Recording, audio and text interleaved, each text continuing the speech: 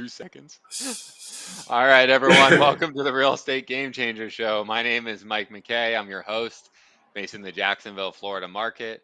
If anyone's in the Jacksonville market, we are always actively looking to buy properties here, or just reach out to us if you need help on anything, especially if you're new in the market and trying to figure stuff out.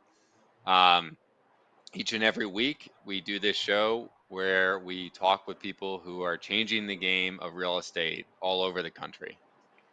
And this week, this is a live show, guys, so you can post any comments and questions for our guest to answer.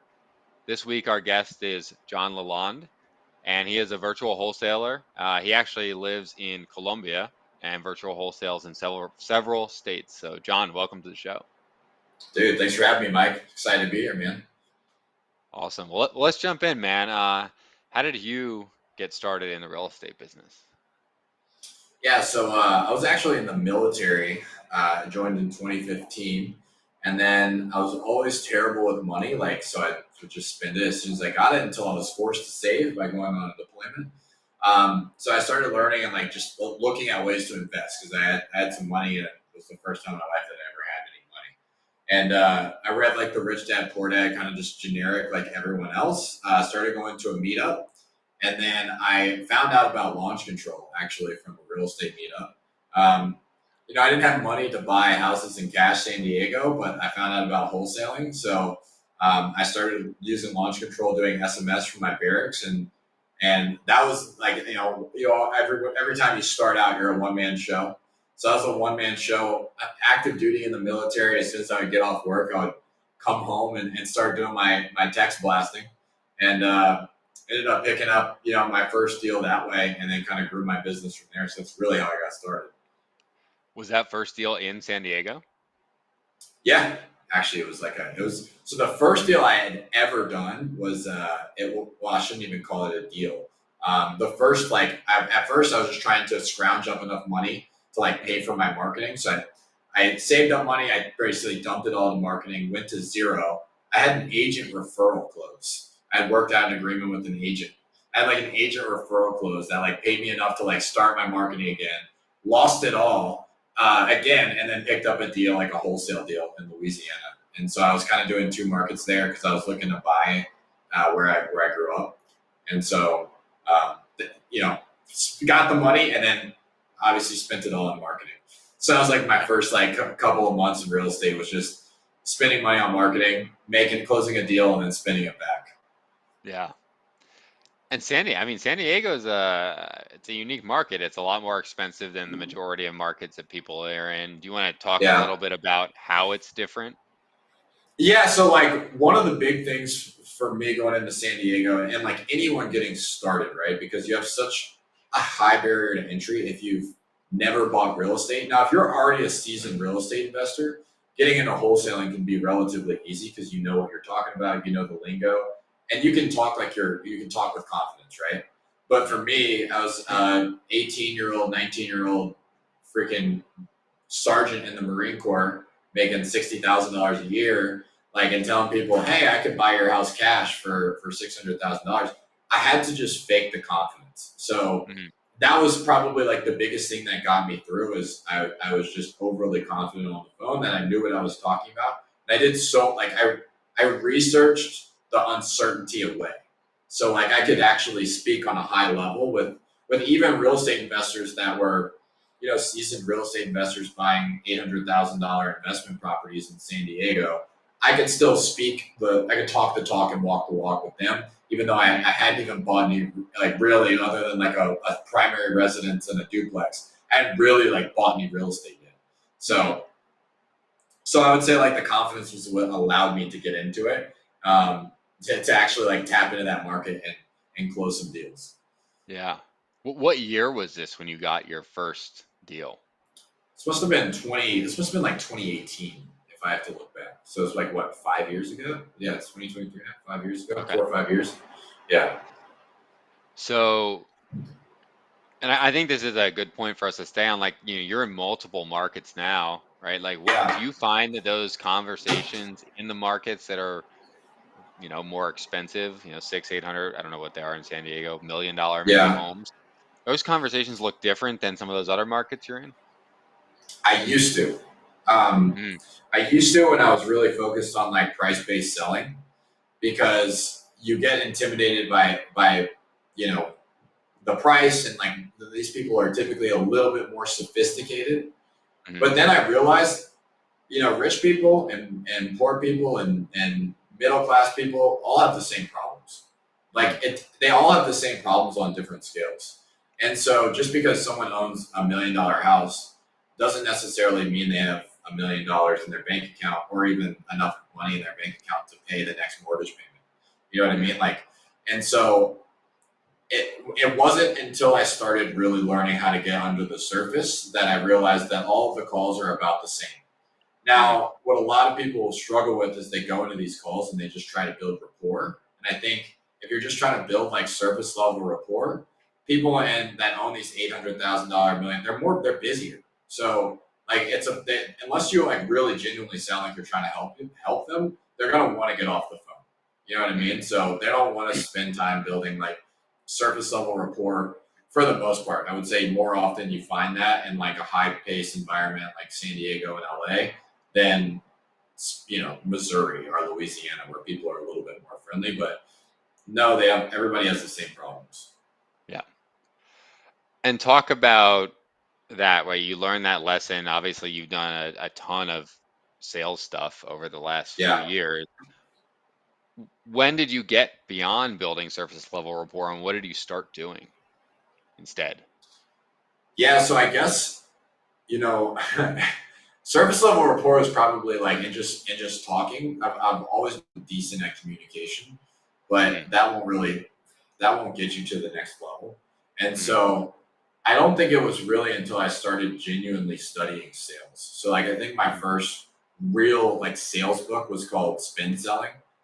yeah, Have you read Neil Rakim, yeah, Spin yeah, Selling? Yeah. So that was like my first like actual look into creating a gap, finding a problem, and solving that problem. And it's all good in theory, but it wasn't until I started learning, like, okay, how do I get people to open up to where it mm, actually started materializing. And so I would say that was probably like 2 or 3 years in, mm, because it wasn't until I needed to. Back in 2020, you could just lock up a deal that somebody bought. Like, somebody bought it like 2 years ago, and if you just give them the same price, well, you're fine because you could sell it for $25,000, $50,000 over market value. Like, we weren't really needing to have sales skills in 2020 and 2021. All we mm, needed to do was like know how to take orders, and if we could take orders, we could close deals. Throw money at marketing, you'll be fine. So I think it was when the market started, recently turning like this last in 2022 that I really started diving in and making sales my number one priority in the business, because at the end of the day, all you're doing in wholesaling is just marketing and sales. That's yeah, all it is. yeah. So, What did I know you studied a lot of sales. What did you change about your approach when the market shifted and as you learned more how to actually sell? so I would say it was phases, right? Mhm, Because like Gino and Chandler stuff, and I don't know how like much your audience knows about kind of how we know each other, but obviously, I joined Level Up, right, which was Gino and Chandler stuff, and they have such a great like process, like an actual. That was when I got introduced more to like a legitimate sales process where you can find the gap. Like, where is your sales process having the bottleneck? And so is it at your leads to qualified? Is it qualified to appointment? Is it appointment to show up rate? Is it your show up rate? And so I would say like fundamentally, like joining Chandler and Gino with Level Up was like probably one of the biggest things that shifted for me. Instead of just saying, "Hey guys, we're going to work on how to speak to a seller," what a lot of every company does that, right? Hey guys, we're going to work on how to speak to sellers, and we're going to learn on building rapport and like finding the motivation and solving the problem. I went from doing that to diagnosing, okay, like why is it that our leads are we have 100 leads, and mhm, out of those 100 leads, Why are only 10 turning into appointments? When like industry average, they should have at least, an inbound leads, 40 of these should turn into appointments. Like, what are we doing wrong? And like typically, and now I know what calls to review and what part of my process I need to go back and review to say, okay, this is probably where our gap is. This is where our bottleneck is. And if we fix this, that will in turn open up the funnel to close more deals. And so it started with them. Talk about that, right? So you said you would know which calls to listen to. So how would you know which Sure. calls to listen to? I think people would take away a So, lot from that. yeah, for sure. So like the biggest thing is like tracking your KPIs, your key performance indicators. Yep. And so like I tell everyone, right? You need to know how many leads you're getting. Out of those leads, how many are actually answering the phone? Out of those leads that answer the phone, how many are booking into appointments? Out of those appointments, how many show up? Out of those that show up, how many turn into contracts? And then how many contracts turn into actual close and turn into deals? And so the reason we want to look at those numbers, and it's really important to be in like other groups, right? Like, you and I can connect. We can say like, hey, what are your numbers, right? Mhm. What's your average like lead to qualified lead ratio on an inbound lead? The reason that that's so important is because like that allows you to analyze. Let's say, for example, you're getting your leads on the phone, but out of the 100 leads that you get on the phone, like I said, only 10 are showing up. I want to listen to what like in that case, it's going to be my lead manager. I want to listen to what my lead manager is saying. And like, especially in like the first 2 minutes, that might be just causing them to hang up because they might just be saying the wrong thing, right? So I'll give you kind of like more of a material example at this point. Yeah. What we were doing in the beginning is saying, hey, like, are you looking to sell your house? I was wondering if you'd be interested in like hearing a cash offer on your property or something like that, right? Which holds us in like a very needy frame. Um, and it doesn't really give them any context. It sounds more like a cold call. But in the reality, these aren't cold calls. Like these leads had agreed to sell their house at some point. And so anything where we go in the first 2 minutes and try to put them into an appointment is going to just trigger massive sales resistance, and they're going to want to hang up on the phone because you sound like a salesperson. And so one of the things that we started doing is our lead managers have to go in and analyze what conversations they've had with the sellers in the past. So they can say like, hey, it looks like you had spoke to Mike in regards to looking at some possible options to sell your property on 123 Main Street. I was just curious, did you sell that property or were you still out there looking? And there they will give you a lot more like, well, no, I didn't sell it. And so it's coming from much more of an approach to see like, hey, like, okay, well, this call is pretty basic. It's not really for me. Like, I'm not saying like, okay, well, let me get you over to somebody to give you a cash offer. Let me push you to an appointment. It's saying, cool, like this call is really pretty basic. It's more for me just to learn a little bit more about like what you have going on with the house, just to see if what we do would even help. Because it might not. You know what I mean? And then you're able to get people to open up a lot more than saying like, let's say you say, hey, are you interested? Call them and say, are you looking to sell your property? The first thing they're going to say is, make me an offer. What's your Right? offer? Yep. What's your offer? Right? And then you have to fight uphill the entire time. Yeah, sure. What's your cash offer? Like, make me an offer I can't refuse. Like all these things, just because of how you opened up the call. And so when you go into like, were you still out there looking? Were you still out there looking for ways to sell that property, or did you kind of find like what you were looking for? If they say they go ahead and say like, make me an offer. I would typically just say, oh, and my apologies. I'm actually like not 100% sure that this is even something that we could buy yet. I'd really have to know a little bit more about your property and kind of what you have going on, just to see if like what we do would even help. Right? Mm. You really have to turn the frame. They have to hold the frame of like, hey, like I am the person that's buying the property, and I'm only going to buy it if it actually helps you out, right? I'm not going to try to throw you into a cash offer because that's what we try to do. Listen to our cash offer; it's going to be so great. Yeah. You know what I mean? So Yeah. I know we went deep there, but like that's just like going into like if now I know like my lead manager is not booking like they're going into aggressive at the beginning, causing a lot of resistance. People are hanging up. and we're not ever getting them into appointments because we never actually found a problem. We just tried to push them, right? And Yeah. so now I've got that ratio. Now I see like 75% of my appointments aren't showing up, or sorry, less than 75% of my appointments are showing up. Mm. Now I know it's probably the way that we push them into the appointment instead of making it their idea that they want to speak to an acquisitions manager because we found out a problem and we're trying to see if we can help them. You know Mm-hmm. what I mean? So that's why when I talk about like the big difference that shifted for me fundamentally was tracking your KPIs to know where in your sales process you're having an issue. Yeah. And they helped a lot with that. Like Level Up was a huge help with that. Yeah. And then, so you mentioned something interesting, right? Is you keep saying inbound leads, inbound leads. Ooh. So from my understanding, you don't do any Yeah. outbound marketing. No, I actually stopped. And like, don't get me wrong, like we've made over 6 figures this year on follow up from like our SMS and stuff from when we used to do it. So it still works. Um, the reason that I switched from outbound to inbound is primarily the frame you get to hold. You know, good when you in training, one marketing system into one sales process. And so Mm. I like to keep it kind of like super narrow and super niche and focus on one thing, right? Okay. And so when I had a full cold calling team and an SMS team. I had to create scripts for my SMS leads, my cold call leads, my inbound PPC leads, and then my follow up leads. Like we had 4 different scripts that we were running off of.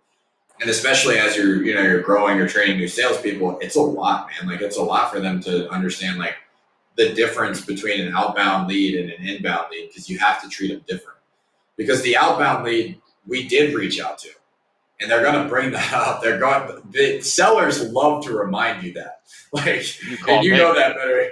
Exactly. Like, you know that better than anyone. Like, sellers are going to love to remind you that you reached out to them. And so it is a different type of script where you're going into like on an outbound than inbound. I found that if you have a really good sales team and a really good sales process, it makes sense to pay the more money for the leads with the higher intent because that's Mm-hmm. all it comes down to is intent. And Mm-hmm. I use this example when I talk about leads. So if you had a brick and mortar building, right, that says like we buy houses, and they had to come and they had to drive to your office, get out of their car, fill out a web form, and then wait for somebody to be seen, kind of like somebody going to the doctor, right? That's going to be a very motivated lead. They're going to really want to sell their house. And if Yeah. there was a moat with like alligators and a wobbly bridge that they had to cross, they'd be even more motivated to get to the same point, right? So like as opposed to somebody that just got a text on their phone and all they have to do is respond yes. They weren't even thinking about it. So when you're looking at like you can look at like your return on ad spend, but another thing you want to look at is like your return on time.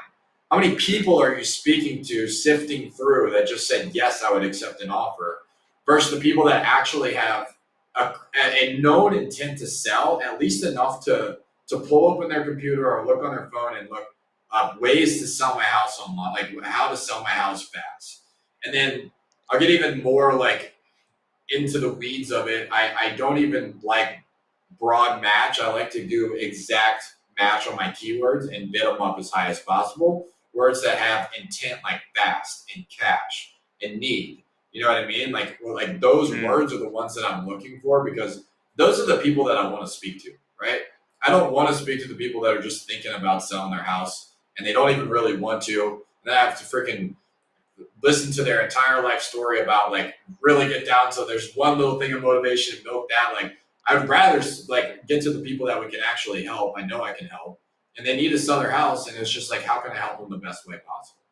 So that's why I've switched to inbound leads. I know I gave you like 5,000, like a lot of reasons, Yeah. but it was a lot of reasons that were behind making me switch because I had to let people go that were running that department, and it was emotional for me because I was very attached. I was like, man, I built out this awesome system with cold callers and SM texters and like a whole funnel, and you get attached to like something that you built, Yeah. And I looked at the numbers at the end of the day, and my return on ad spend was much better spent with PPC, and it took less time. So I had to just make a non-emotional decision. Yeah, so for people who don't know about PPC and all that, can you explain like exact keyword Mm-hmm. matching and what that is?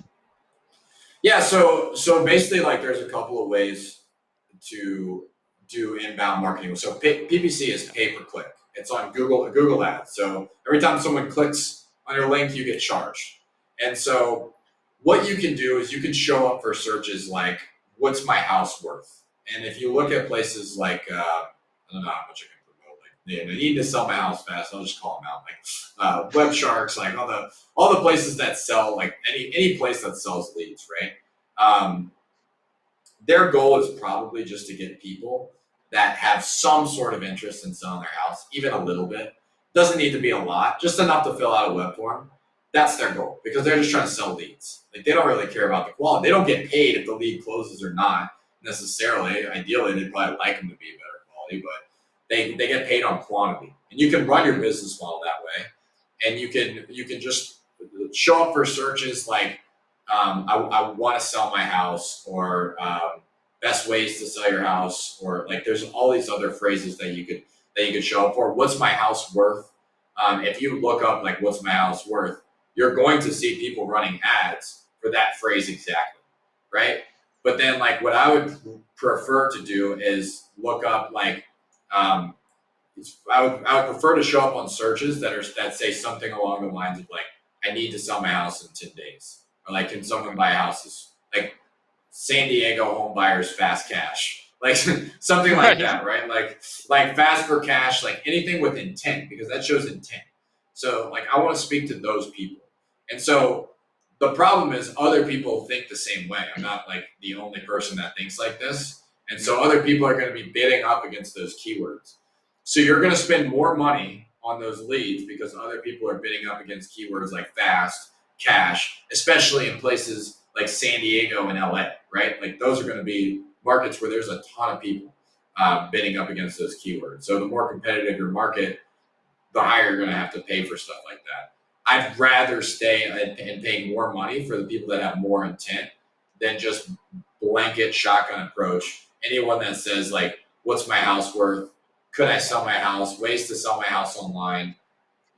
Zillow, whatever people are Open board. searching. Yeah. Exactly. Yeah, I don't want to show up for that. Yeah. And so that's kind of what I mean by like intent. Like, I always want to speak with people with like the highest intent, at least in my business model. And are you running your own PPC or you've got like a company doing that for you? I've got a guy that runs my PPC, and I really like kind of like the relationship that we built because Adam Whitney actually connected the ultimate connector, right? Yeah. He actually connected me with him about a year and a half ago, Okay. and it's one of those things that I'm normally not a patient person at all, but I just decided I was going to give myself a chance to be patient on inbound.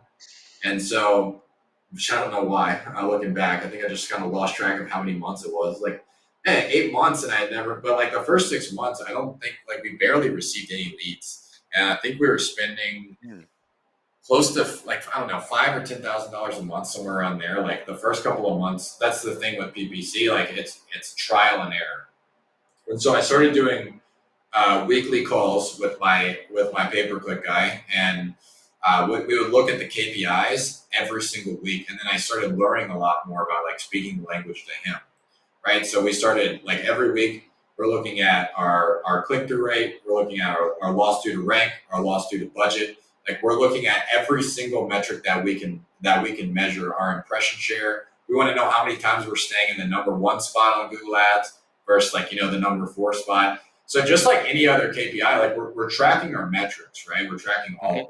And then another thing on my scorecard, which I think I may have shared with you, is I track like my daily ad spend all the time, and then I look at my cost per lead every single day. Like, I want to look at my daily ad spend, and I want to look at my cost per lead on my ads. I look at it every single day. And Hmm. so that helps me get an idea of like, hey, should I be shutting down? Like, I shut my ads off on Sunday. I was never getting any leads. I was like, I'm better off just shutting it on Sunday and spending it more on the other 6 days of the week. And so I recommend anyone that's going to do weekly ads, you need to have calls with whoever's running your ads, and you need to give them feedback because they're data people. And they need the data that you have in order to know how they can help you the best way. And so what we started doing is we started looking at, hey, what were people searching that was resulting into contracts, and like what keywords were people searching that were resulting into appointments, and then what do we need to stay away from because you might get a lot of realtors that are looking up the same thing. Like, how do we exclude them? That was a problem we had for a while. And so, like, filtering out the wrong people, and they have ways to do that, and then making sure that the right people are showing up. We're showing up in front of them as many times as possible. Got it. So are you tracking like in your CRM, like all the way through what keyword even this lead came from? So that's in Google Analytics. Okay. Yeah, I can see in Google Analytics. So I actually, when I switched from SMS to inbound, I decided to keep two of my best performers. I didn't know what I was going to do with them, but the best decision I ever made was making one of them a marketing manager.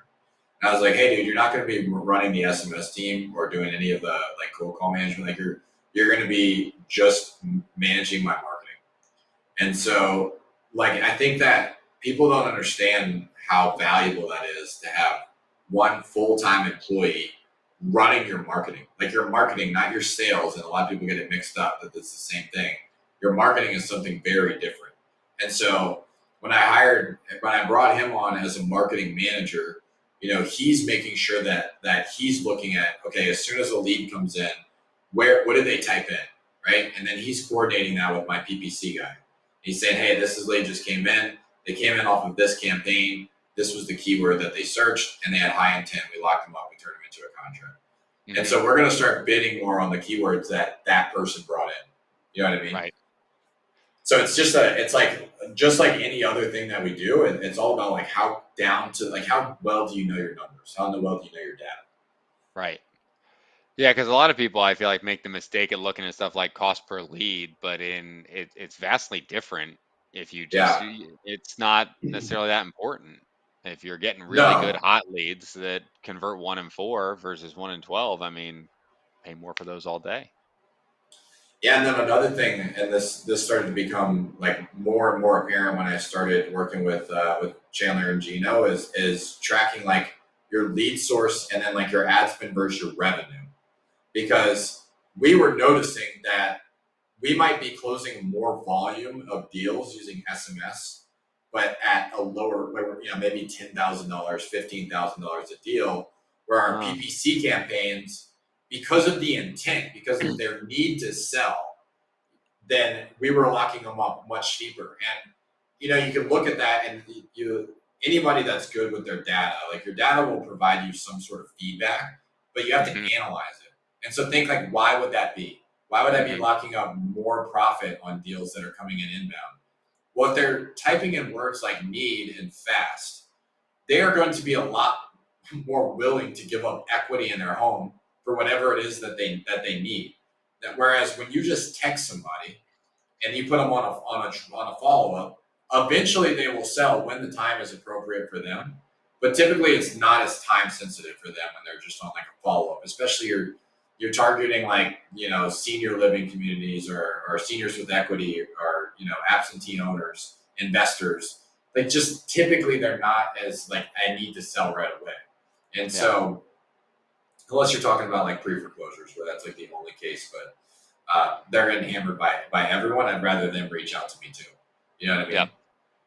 So What is your with your inbound marketing stuff? Do you have data on your average, deal that you do put in a contract? How many days it takes on average from when that lead comes in to when you put it in contract?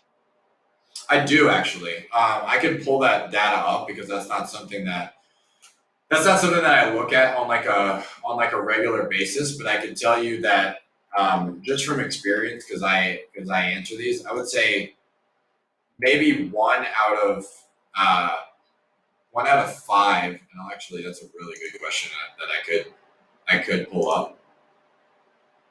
1 out of 5 Um, leads converts to a. that Got answers. So I did this thing because I looked at this the other day. it. Yeah. Um, so it says offer created to under contract is 25 days, Okay. which is like significantly like cold calling is 68 days, and then SMS is 176 days. So like you can see that like the most of the juice comes in the follow-ups from cold calling and then SMS, right? It's all Yeah. follow-up. It's all follow-up stuff. You're talking about 3 to 6 months is where most of them come. Where within 24 days is where a lot of my PPC, all of my inbound leads comes in. And I'm so, I'm I'm shocked that it's not even quicker than that. well, I think it's because it's an average. Because I would Yeah. say, like for example, the last I would say the last like 3 deals I locked up, um, that from inbound, they were one call closes, and so the lead called in, and I locked them up. It was either within the day or the next day, right? But then you have leads that come in and then they sell 6 months later, so that throws off your average. Sure. Yeah. So it's an average. I would say most of the time, and that's not backed by data. But if I could go back and look at it, sure, my average is 24 days. But the reason is because I probably have like 6 or 7 leads that come in and they get under contract in like the first week, and then I have the next four will take Yeah. 3 4 months, and it pushes the average back. But there Yeah. are a lot of instances where people call in and we lock them up on a one call close. So let's talk about kind of some things that may come up with inbound leads, right? Like so if someone's searching on Google, let's say they just put in how to get cash for my house today or fast or Mm-hmm. whatever they're searching, right?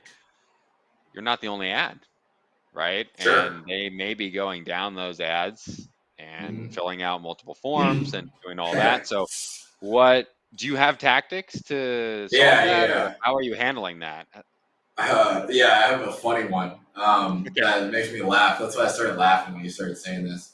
So we try to show up in the number one spot, and obviously, if you don't know this, like one of the most important things to know about inbound leads is speed to lead beats all. Like you should be if you don't get to that lead in the first 3 minutes, you probably lost it.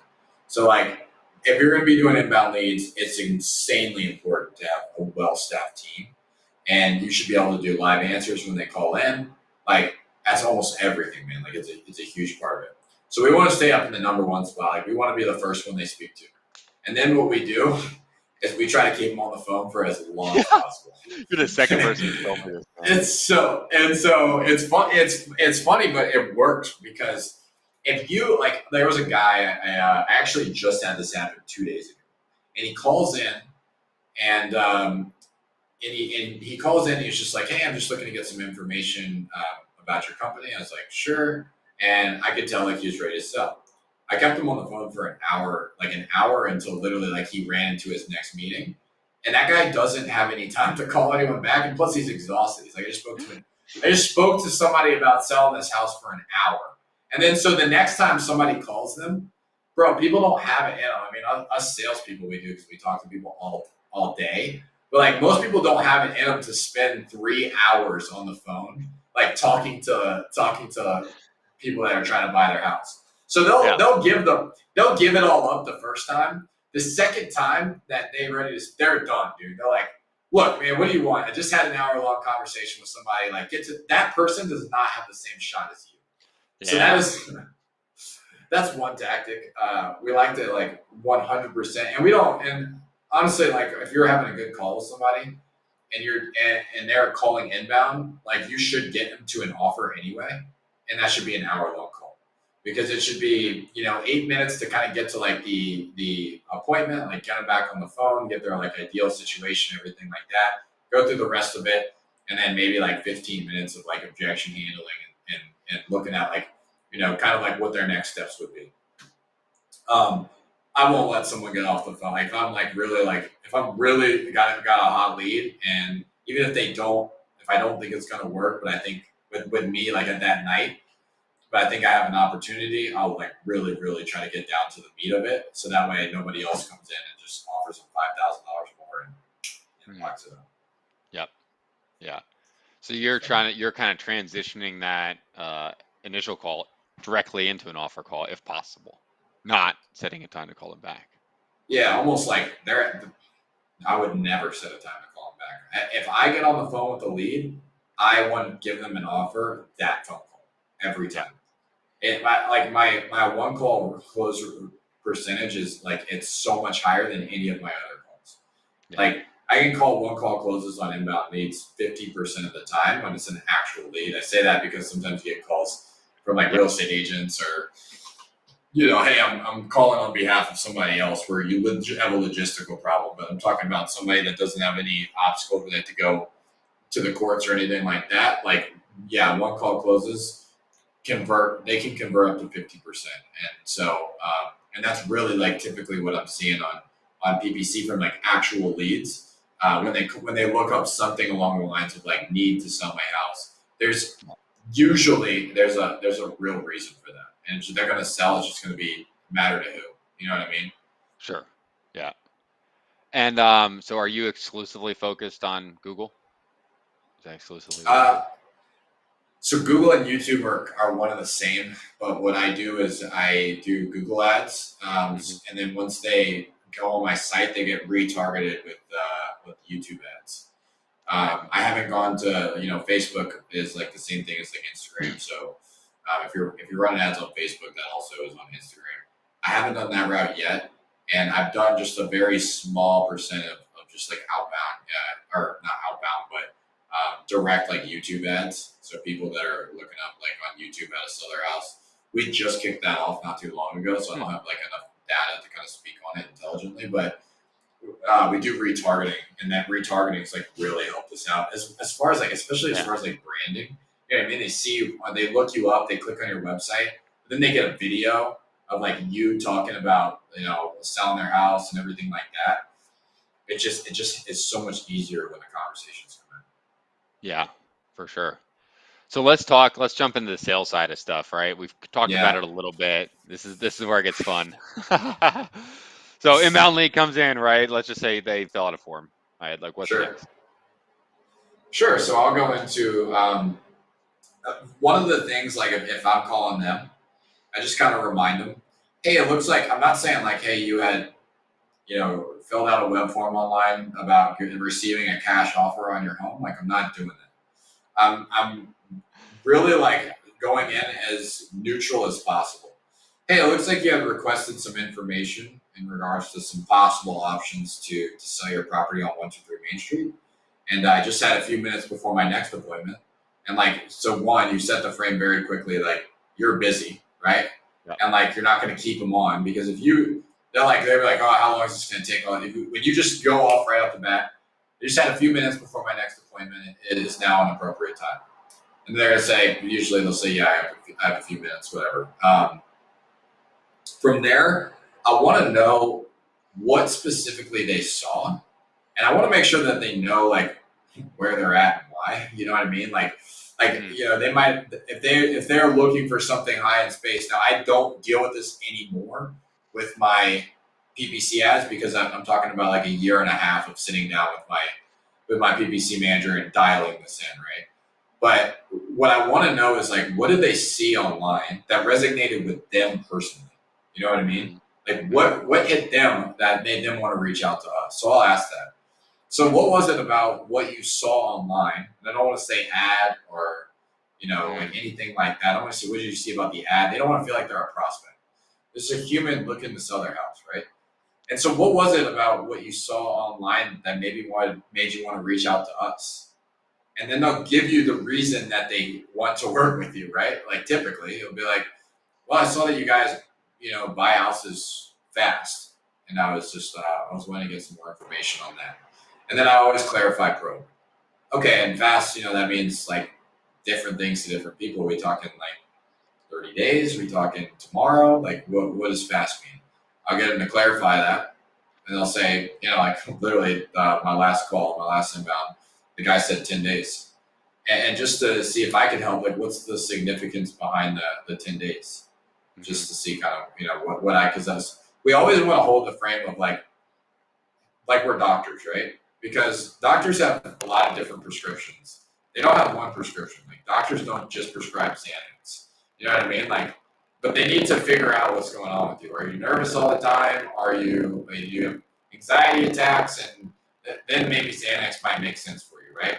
But if you're Yeah, bouncing off the walls and you're John, now like, your mic. I think your mic switched on your computer, so you may just want to switch it back to your headset. It's coming through weird. okay, interesting. Let me see how I can do that because it's still showing on my end and it's. Hold on one second. I'll try to just turn You're it good. off and turn it back on. Is it better now or no? No.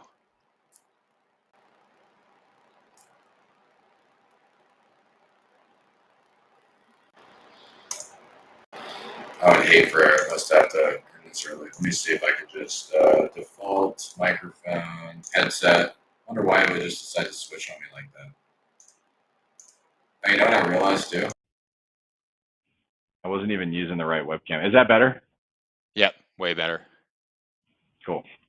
I wasn't even using the right. I was actually using my webcam anyway. I just thought it was. That's all right. Let's keep rolling. Talking about being I need a prescription of like Adderall or something so I can pay attention. I'm sure you can find a doctor for that. Probably. And so we want to come in from the perspective of like, hey, like we have a lot of options that we can help you out with because we do. Like, I mean, unless you're a freaking one pony show, like most of us by this point have a lot of different ways that we can help these sellers, right?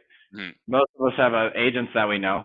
We could buy the property subject to. We could buy it with creative financing. We could, do an investor open house, like put it on the MLS, right? We could buy it just cash in 10 days. Like we have a different options. So what I like to do is I like to hold that frame when I'm going into the call.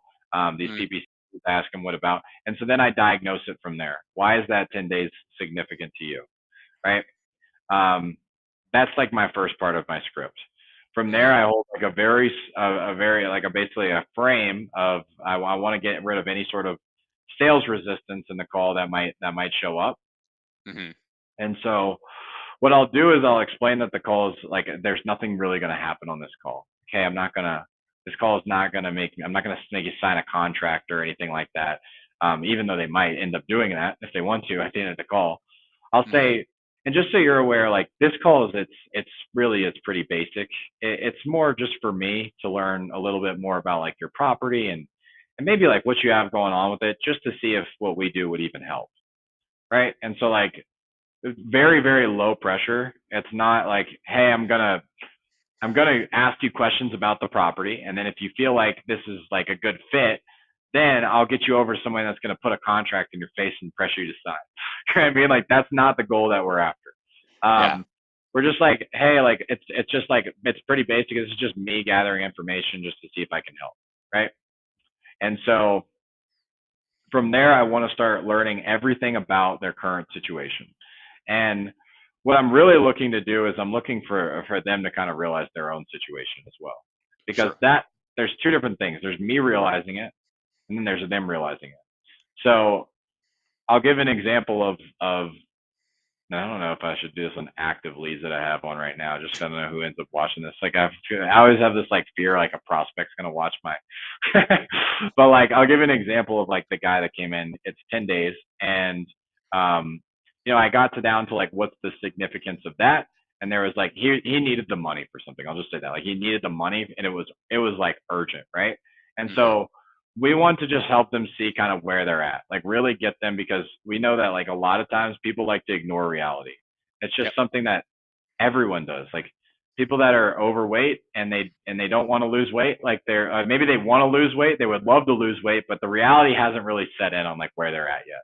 So Yeah. like that's kind of like the first step in situation is like get them to realize kind of where they're at in their own situation, and Mhm. then we can start to kind of acknowledge that there's a problem from there. So we want to ask them first of all, like, what is the problem, right? We get down to the situation. What's the significance of that? Now I break down avatars. So I talk about like three avatars, which is investors, homeowners, and then vacant homes. Hmm. Everybody falls in. I've never met anyone that doesn't fall into one of those three categories. They either own the property and it's a rental, they live there, or the property's vacant and they inherit it. They have subcategories there. But they all have different like problems, right? Like all those three people might have different problems. So we want to get down to what that is, and then we want to ask them what they've done so far to solve that. That kind Hmm. of widens the gap of like we want to see if they say like, well, I've tried to list it on the market, I've tried to put it up for sale myself. We want to basically start handling all of the objections, basically objection prevention, right? Hmm. So what we're doing is we're getting rid of all of the things that might come up later in the call. Oh well, I need to talk to my realtor because I might just do that. Like, wouldn't that be nice to know, like right at the beginning of the call, that they were just going to go put it on the market with a realtor, right? So we want to ask, like, once we get to the problem, let's say, uh, the guy needs, let's say the seller needs money so they can pay off a balloon payment or something. What have you tried to do so far to sell this property so that you can, pay off that balloon payment on time and you don't get hit with that giant penalty? Oh, well, I've tried X, Y, Z. And then Hmm. you start to get them to clarify, expand, probe on just that. So Hmm. I'm going like deeply into my sales process at this point. But the beginning of the call is like just getting them to realize why they reached out, explain why they reached out, and then you're starting to like learn about their situation because you're looking for, maybe like what they've done so you can see how you can help. Does that make Hmm. sense? Yeah, you're trying to see what options they've already explored, and yeah, getting ahead of those objections, right? Knowing Exactly. if why it, what stopped them from listing it with an agent, and then that can't come up later. Makes sense. And sometimes it's like what I've noticed more and more, like the better I've gotten at this, is typically the only one that gets in their way is them. So like sometimes people have and you've seen this, dude. Like people have vacant properties that have been vacant for 2 years, and you're like, okay, like just to see if I can help, I guess like what's prevented you from selling this property so that you don't have to keep spending, the $500 a month on your property taxes and then the extra $200 a month to keep up the property. Like, what's prevented you from selling this property in the past? I've just been like dragging my feet, like dragging my feet. Like, how do you mean? You know what I mean? Like getting like you're getting down, and honestly, like typically you're in these sales calls, you're more of like a like just helping them out, like to like overcome whatever's getting in their way. Because Hmm. if they're like, and so like if you did sell this property, what would you go do with that money? Oh, I'd finally be able to go move to spend more time with my kids. And what would that be